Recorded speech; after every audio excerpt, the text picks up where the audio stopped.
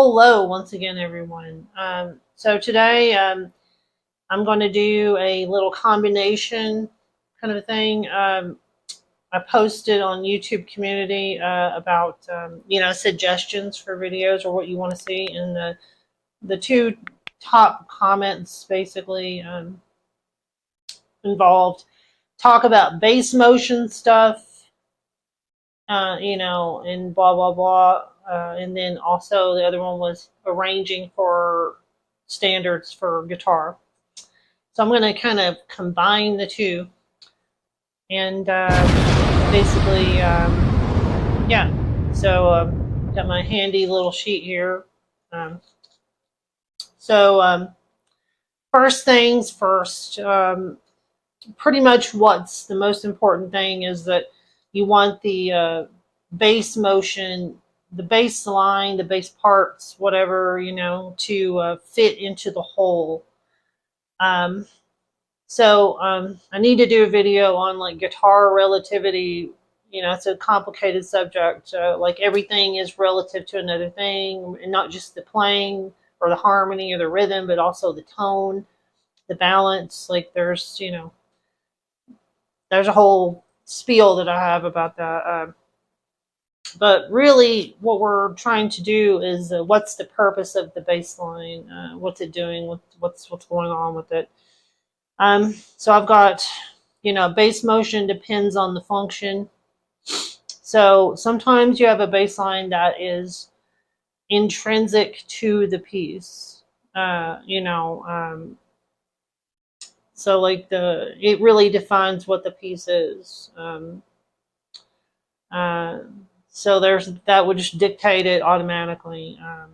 So let's say, if it was something like, this is not exactly what he played, but.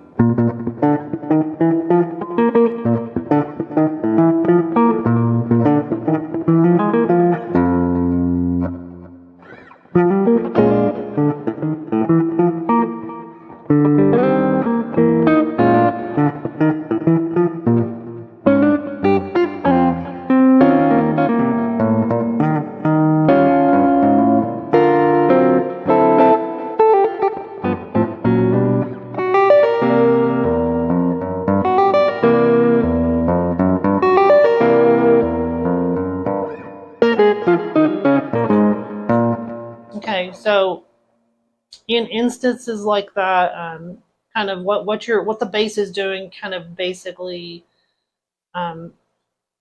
is like a major functional part of the piece. It's supportive, but it's also almost contrapuntal in its statement of importance.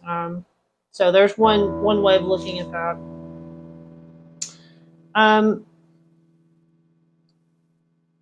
Then you have other types of approaches where it's like you have a chord tones or chromaticism in expanded harmony. Chromaticism, for example, Night and Day, the performance is in this video. I think I'm going to put it at the end. The full song is going to be at the end. So stick around for that. At the very end, we're going to have a song performance of Night and Day. It's like an arrangement with improv, fingerstyle, and then some two-handed improv. So I have some interesting stuff that I do in that. It's relatively simple and approachable at the same time. So for example, around midnight, you could. So what I generally do with Round Midnight is a good example of chromaticism. You have this kind of a thing.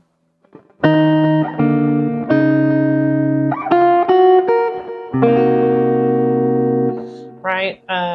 Versus just doing.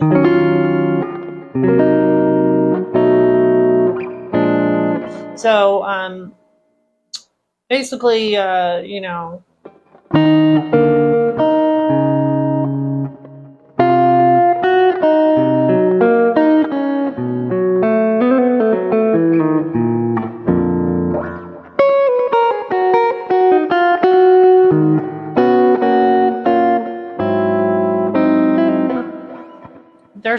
infinite number of, well, not infinite, but there's a very large number of possibilities with any kind of chord sequence of how you could reharmonize it. So I tend to think of the chord changes as a starting point sometimes for reharmonization if I want to do that. There's a lot of other factors involved. Like programmatically, I'm thinking about maybe I'm doing a show, or like, how does this fit into the series of arrangements I've done up to this point? I don't want to just use the same types of chords in every thing. You know, I want to try some different things just for variation's sake. It's like writing all your songs in the key of E or something, you know, like where you have open notes and all that, you know, all the time. And it's bad songwriting, okay? And it sounds juvenile, and it's just, you know, and that's coming from like Eddie Van Halen. I read Eddie Van Halen wrote about that before, like writing too many songs in one key, like, or open A, E type D type things, because of the guitar, right?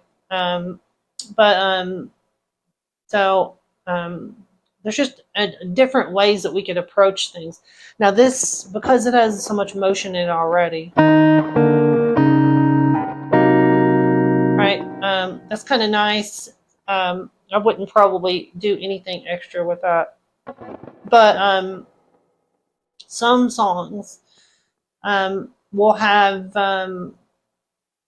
you know, not a lot happening. Maybe the standard is not, you know, it's been done so many times also.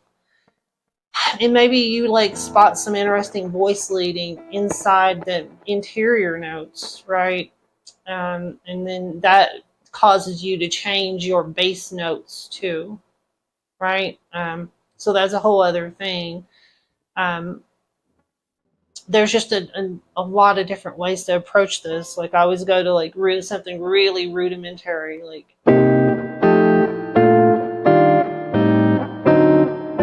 right? So you could do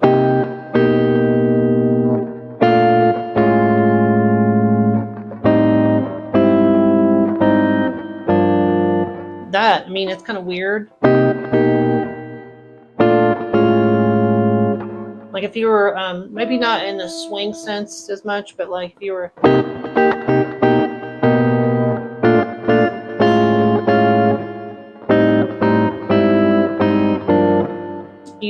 like a sequence or something that was a little more funkier or something, or just any kind of other bass motion.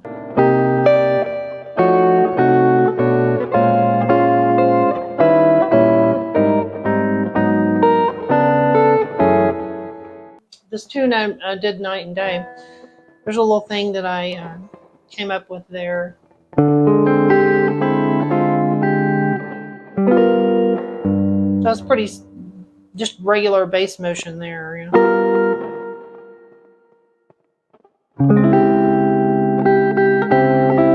So maybe like on the second pass through, so it's like,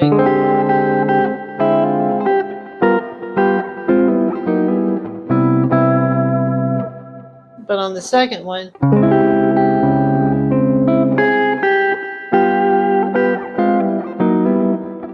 I add that chord. So you got like a minor major 7 with a sharp 11 in it, right? So you know, D7 flat 9.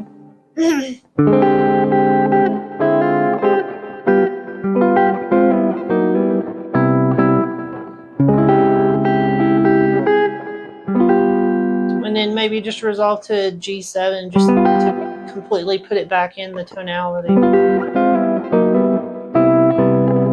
So those kind of things. A lot of the bass motion sometimes is based on reharmonization from what's called the top down.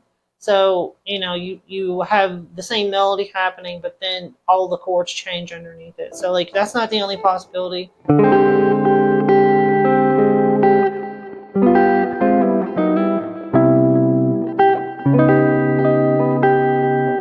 You know, that, you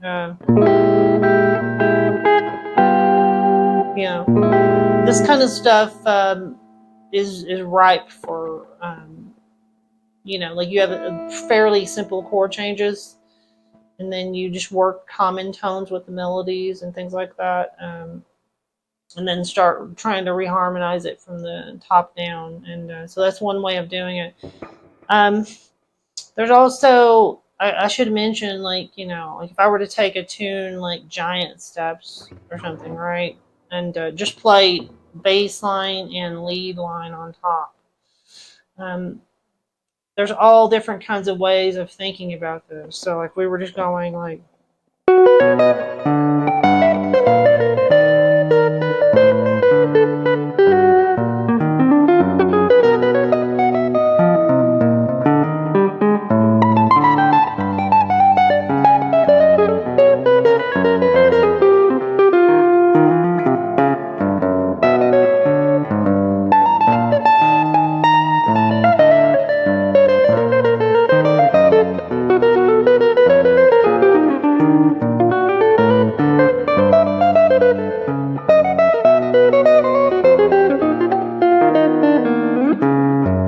so if I were to take a tune like Giant Steps and just play a bass line over here, the lead line on top, I can kind of, I hope you can see what I'm saying. I'm not trying to play Baroque counterpoint or anything here. This is jazz type counterpoint or something, you know.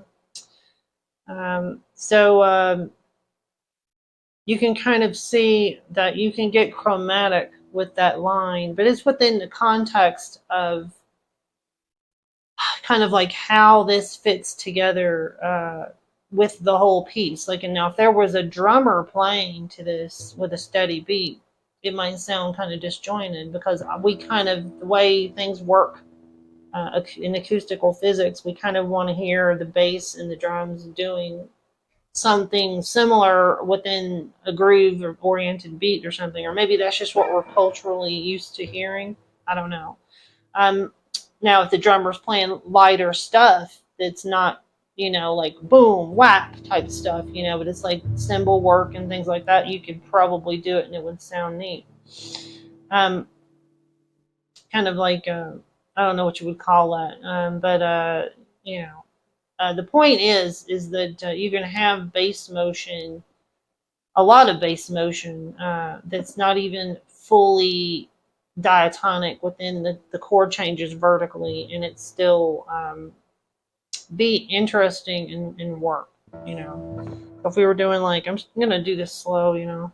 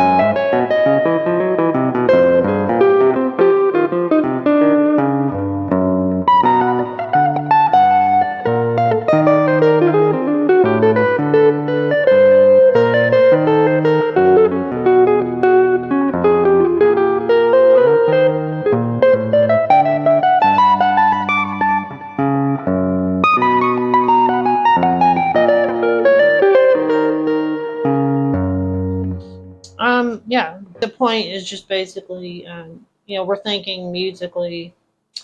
The bass has just got to fit within the whole of whatever's happening. I mean, that seems obvious, but I think the tendency sometimes is to focus on the instrument. This is bass, this is guitar. It's going to sound a certain way. My fingers have to do a certain movement so that everyone will think I'm cool.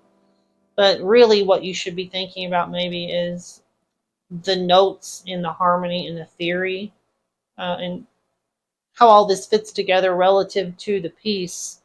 It doesn't even, in my opinion, it doesn't even matter what your fingers look like when you're playing. Like, people are super focused on that, and I guess it is part of the visual presentation. But if you take that away and just listen to what they're doing, it becomes, a lot of times it's just like generic city. There's nothing about it that's original in any way, except maybe they play that model guitar or something, or, and also maybe like just focusing on getting a good sound. That's another big thing that's going on right now, and that's great. Obviously, we want it to sound good, but it's not really any different.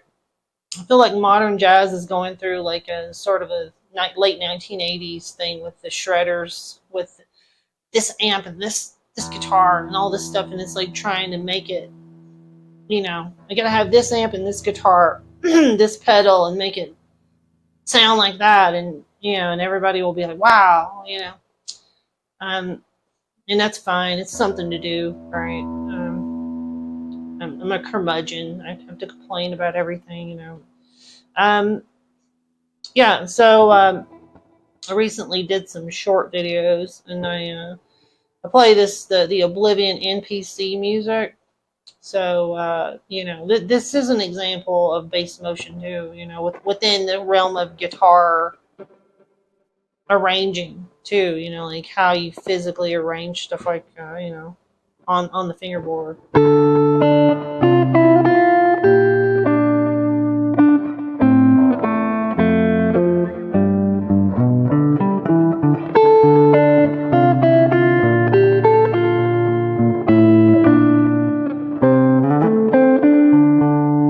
So like just that part right there.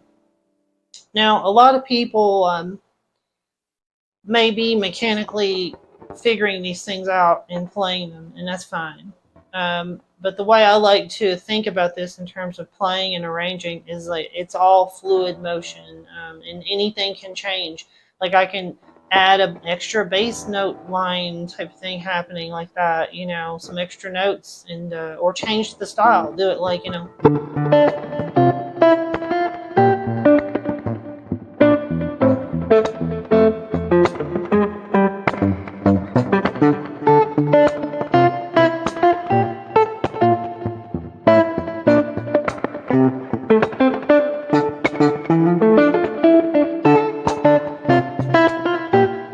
maybe like Axel Foley goes to like a bad goblin neighborhood or something, and that's the music that it changes like to that style, whatever, that's pretty fun actually.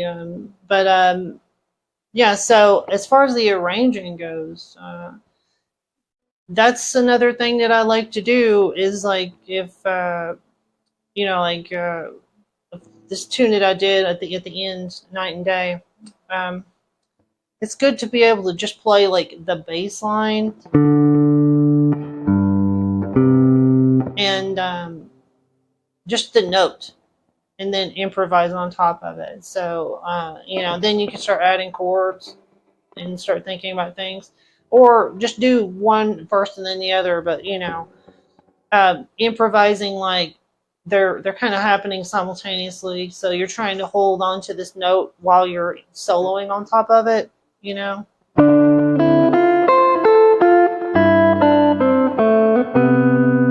right? Just simple,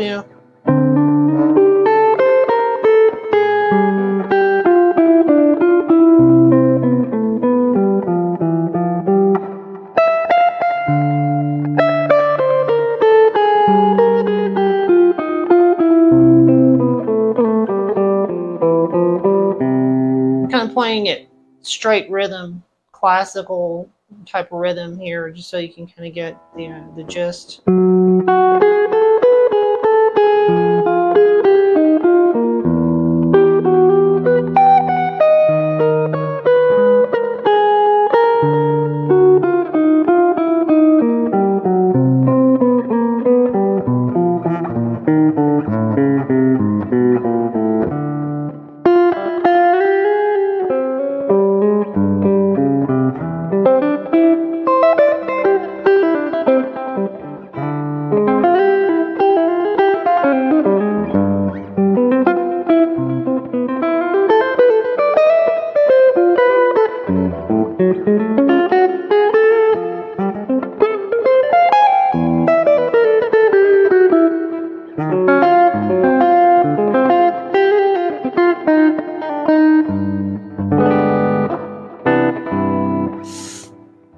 So that kind of stuff right there, you know, you're just kind of hitting the bass note roughly where it would fall in the beat, or like in the places where you would rhythmically normally comp. So like, you know, so if it was like,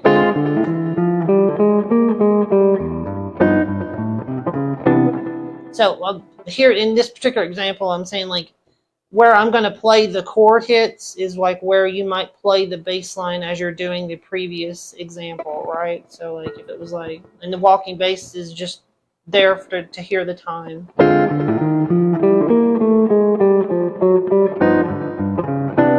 So that's not like, you know, it's not like 1, 2, 3, 4, 1, 2, 3, 4, 1, 2, 3, 4. It's more like 1, 2, 3, 4, 1, 2, 3, 4, 1, 2. You know, you can do those kind of things. That way, you know, there's some differentiation in like the rhythmic interplay. Otherwise, if you're doing everything perfectly on the beat, I feel like it turns into a little bit like, you know,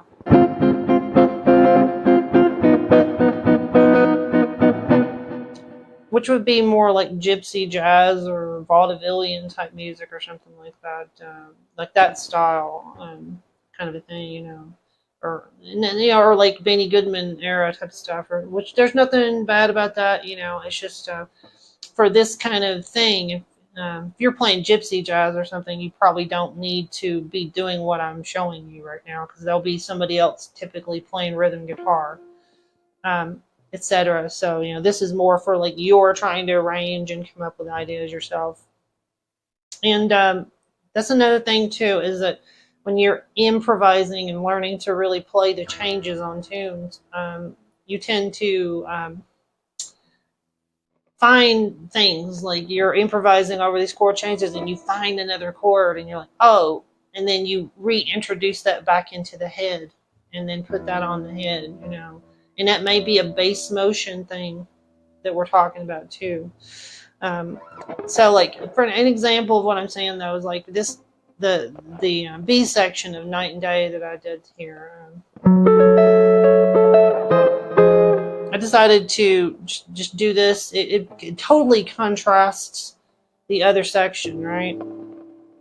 Quite well, I feel like.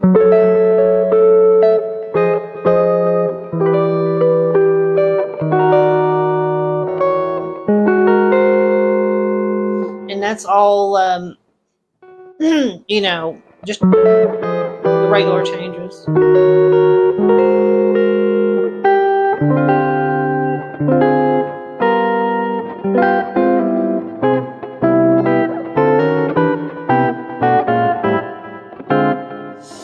And, you know, the bass motion, too, can be dictated by those kind of little chord soloing escapades, like where we're kind of just fluidly moving around some different harmony. Because sometimes I'll improvise like that, just different chord ideas, you know, of like where the harmony can go. And a lot of it's passing chords, you know, and you're just harmonizing some little basically vertical idea with some passing chords or something.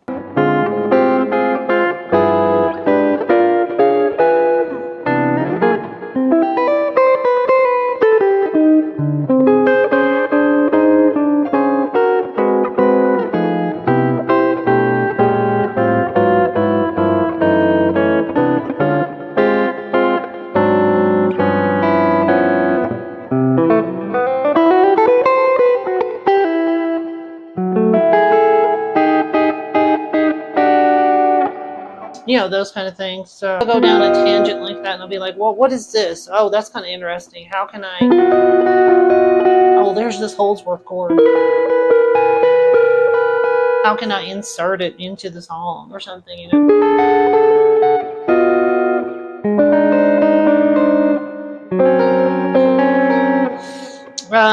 Yeah, and then it leads to a whole like, oh, where am I picking and what does that sound like? And so on and so forth. I think that just about covers it.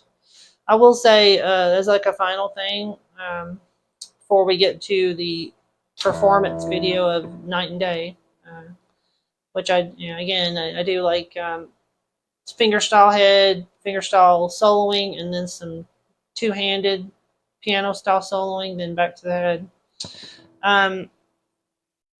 It's pretty straightforward. But I also did this song. You've heard it in every grocery store. You'll be in there, and it's like.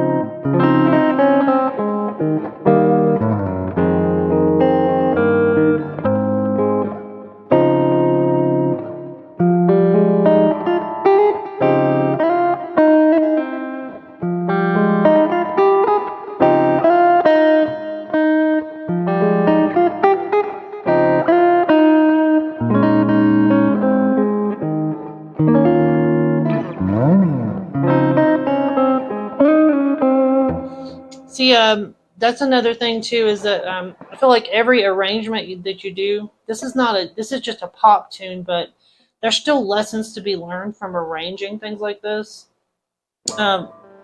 Just like how you would treat the melody within the chord structures.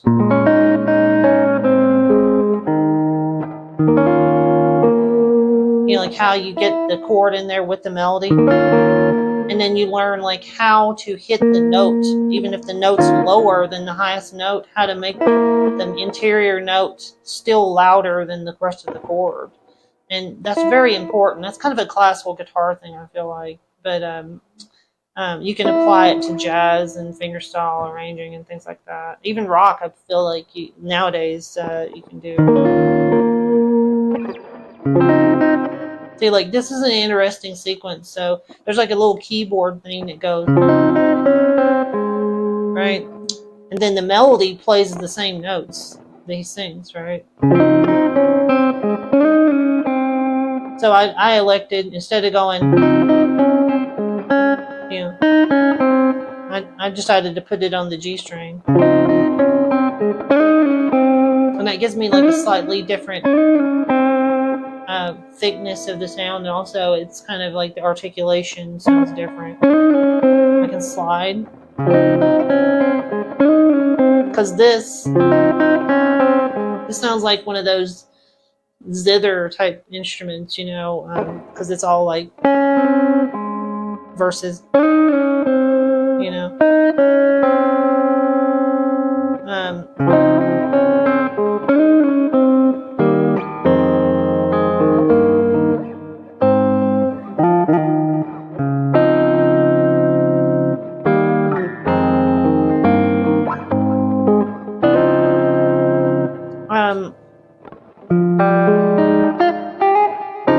see, like, there's an interesting chord I found while I was working at the arrangement. So I could have done this, but I'm like, I have to break continuity and do two-handed when I'm just, So another way to play this F minor type thing, it's got the 9 in it, And that's another thing I'd like to say too, is that what's very good about doing arranging standards or just arranging any kind of a tune fingerstyle is you want to try to find unique voicings and chords that you only use in that song. And then after a while they accumulate, and then you can kind of use them in another situation, maybe even improvisationally. But the melody forces you to basically think of these new voicings and things like that, because otherwise you probably wouldn't do it, right? So that's my final bit of wisdom to impart to you. Thanks for checking this out. Be sure to like and subscribe, and of course stick around for the song here that I'm going to do. And I'll see you on the next one.